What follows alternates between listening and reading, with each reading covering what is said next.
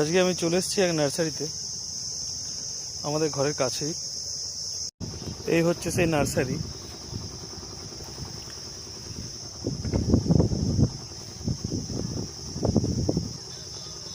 ফুলের সিজনে অসম্ভব ভালো রকমের গাছ থাকে।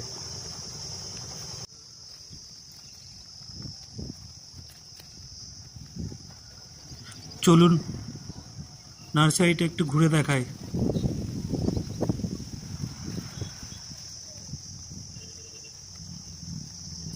আর আজকে রোদটাও কম আর হাওয়াও দিচ্ছে।